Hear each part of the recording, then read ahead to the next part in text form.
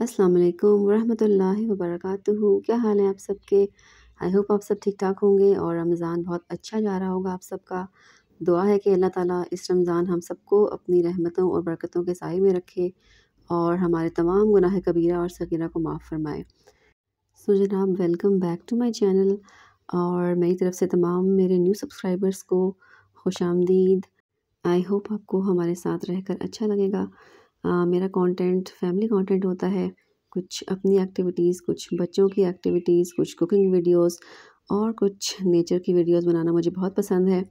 और पिंडी इस्लामाबाद में तो काफ़ी अरसे से ऑलमोस्ट 3 वीक्स हो चुके हैं, काफ़ी शदीद बारिशें हो रही हैं और काफ़ी ठंड हुई हुई है। तो मेरा तो स्वेटर और शॉल फिर से निकल आए हैं। अच्छा, तो ये देखें कि हमारे टमाटर माशाल्लाह से ग्रो हो रहे हैं।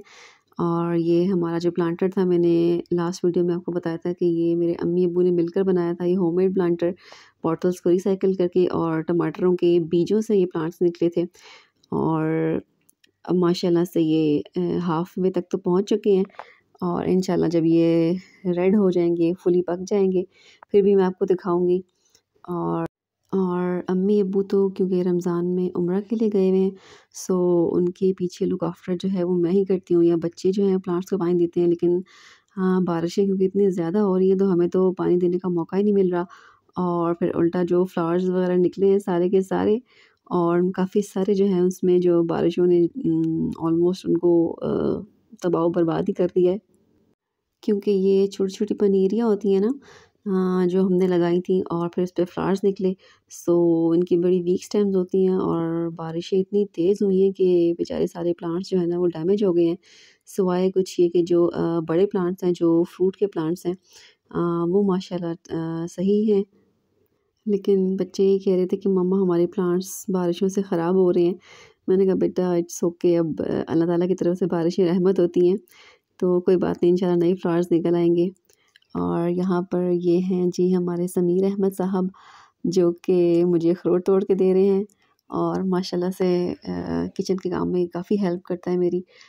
आई मीन जो भी अक्सर नट्स वगैरह, बादाम, अखरोट तोड़ना और फ्रूट्स वगैरह की कटिंग जो होती है, तो मुझे काफ़ी सारी इसकी हेल्प हो जाती है और माशाल्लाह बहुत शौक़ से करता है। और अखरोट जो हैं वो मैं तकरीबन हमेशा ही मैं ये छिलके के समेत लेकर आती हूँ, कागज़ी छिलके वाले जो होते हैं ना। क्योंकि 1-2 दफ़ा मैं छिले हुए लेकर आई हूँ, लेकिन उनका टेस्ट बिल्कुल बासी था, जैसे कि पुराने उन्होंने स्टोर में स्टोर किए हुए थे। सो उसके बाद से मैं अखरोट जो है हमेशा छिलके समेत ही लाती हूँ, लेकिन मैं बारीक छिलके वाले लाती हूँ क्योंकि इसको तोड़ना बड़ा ईज़ी होता है। ये फटाफट से तो टूट जाते हैं और ऑलमोस्ट पूरा साबित अखरोट ही निकल आता है और आसानी होती है। अच्छा जी, अब मैं बताती हूँ आपको कि मैं पिछले काफ़ी अरसे से कहाँ गायब थी, क्योंकि मैं बिल्कुल भी रेगुलरली व्लॉग्स अपलोड नहीं कर पा रही थी। तो रीज़न इसके पीछे ये थी कि ऑलमोस्ट 1 मंथ्स बैक मेरे बच्चों के फाइनल एग्ज़ाम्स चल रहे थे और क्योंकि इनको मैंने खुद ही पढ़ाना होता है ट्यूशन्स में, मैंने नहीं इनको करवाया हुआ। सो काफ़ी बिज़ी चल रही थी। और और फिर उसके बाद हमें रमज़ान से कुछ दिनों पहले आउट ऑफ स्टेशन भी जाना पड़ा।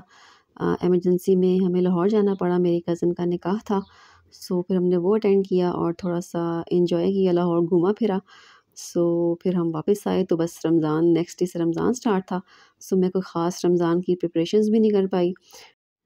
बस यही था कि वापस आके कुछ मैंने ये स्ट्रॉबेरीज़ जो थी, ये धो के अच्छे तरीके से और इसके लीव्स वगैरह उतार के, ज़िप-लॉक तो थी नहीं मेरे पास, तो मैंने आम जो शॉपर होते हैं उसमें मैंने इसको स्टोर कर लिया ताकि रमज़ान में इसका जूस मैं बनाती हूँ अफ्तारी के टाइम।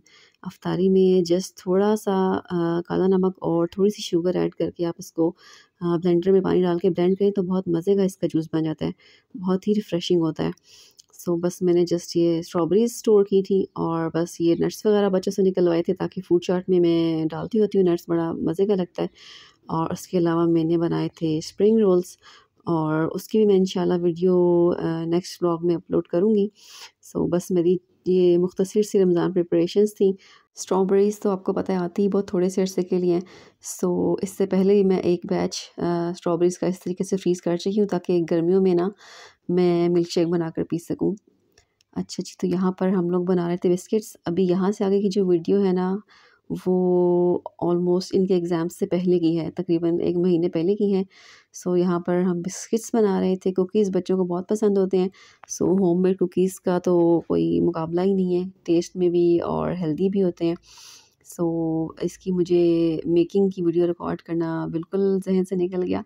सो बस जस्ट मैंने किया यही था कि 3 कप्स मैंने फ्लोर लिया था, मैदा उसमें 3 चम्मच ही बेकिंग पाउडर डाला था और 1 अंडा डाला था और चीनी डाली थी ऑलमोस्ट हाफ़ कप और बाकी मैंने इसको हस्बे ज़रूरत दूध डालकर जिस तरह हम लोग आटा गूँथते हैं उस तरीके से गूँथ लिया था और थोड़ी देर मैंने इसको फ्रिज में रेस्ट करने के लिए रखा। ऑलमोस्ट 10-15 मिनट तक जब ये ठंडे हो गए तो उसको डो को अच्छे तरीके से बेलन से मैंने फ्लैट करके और फिर ये कुकी कटर्स थे और फिर राफ़े ने मेरी बहुत हेल्प कराई बड़े शौक़ से वो माशाल्लाह किचन में मेरी हेल्प कराती है और बच्चे जब खुशी-खुशी काम करते हैं तो फिर उनको करने देना चाहिए। सो देखिए माशाल्लाह हमारे बड़े मज़े के बिस्किट्स जो थे वो रेडी हो गए थे।